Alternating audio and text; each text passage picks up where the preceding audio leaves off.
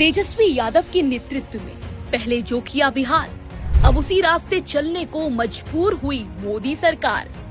भले ही मोदी सरकार ने आगामी जनगणना में जाति की गणना कराने का आज फैसला किया हो, लेकिन बिहार ने इसी काम को 7 जनवरी 2023 को शुरू कर दिया था और 2 अक्टूबर 2023 को जाति आधारित सर्वे के आंकड़ों को सार्वजनिक कर दिया। उस समय बिहार के उप मुख्यमंत्री तेजस्वी यादव थे और जाति आधारित जनगणना राष्ट्रीय जनता दल की पुरानी मांग रही है। जातिगत जनगणना होगी तो लोगों के लिए अलग से योजना बनेगी, जो पिछड़े हैं, जो गरीबी से जूझ रहे हैं, उन समाज के लिए, उसकी उन्नति के लिए, उत्थान के लिए। वैसे समाज के लिए कई बार जो है नौकरियां भी बढ़ेंगी, लोगों को नौकरी भी मिलेगी, आर्थिक स्थिति भी उनका सुधार होगा, गरीबी से भी उभार पाएंगे। तो ये काफ़ी इम्पोर्टेंट है, केवल बिहार के लिए नहीं बल्कि पूरे देश भर के लिए। 1996 से 1997 में केंद्र में संयुक्त मोर्चा की सरकार थी। राजद के राष्ट्रीय अध्यक्ष लालू यादव के जाति आधारित जनगणना के प्रस्ताव को कैबिनेट से पास करवाया गया था, लेकिन 2001 की जनगणना में केंद्र की एनडीए सरकार ने इस पर अमल नहीं किया और जाति आधारित जनगणना का ये मुद्दा अब तक अटका रहा। लेकिन राष्ट्रीय जनता दल के नेता हर बार जाति आधारित जनगणना की मांग उठाते रहे।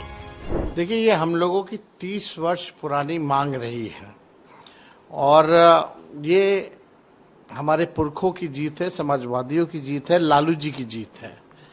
आपको पता होगा 96-97 में भी कैबिनेट से जो है पास किया गया था कि 2001 का जो होगा उसमें जनगणना जो होगी उसमें जाति आधारित गणना भी कराया जाएगा, लेकिन उस समय अटल बिहारी जी सरकार में थे 2001 में, तो ये नहीं हो पाया।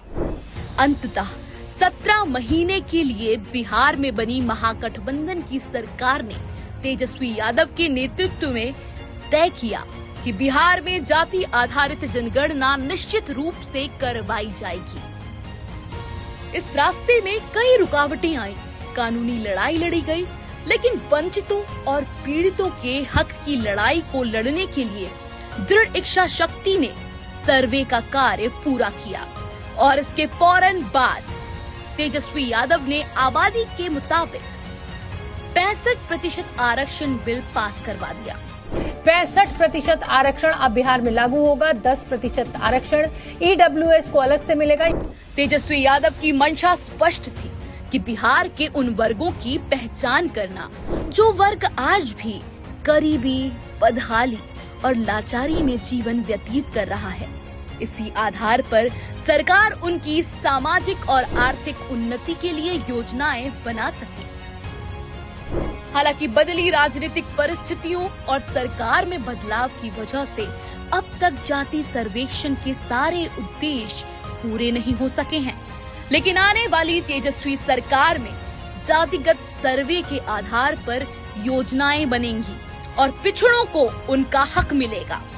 राजद की जातीय गणना की मांग को भले ही केंद्र सरकार ने स्वीकार कर लिया है, लेकिन देखना ये होगा कि नरेंद्र मोदी और उनकी सरकार जाति आधारित आंकड़े को सार्वजनिक करती है या नहीं। साथ ही समूचे देश में आबादी के अनुसार भागीदारी के लिए आरक्षण की तय सीमा को बढ़ाकर जाति आधारित जनगणना के मूल उद्देश्य को पूरा करती है या नहीं।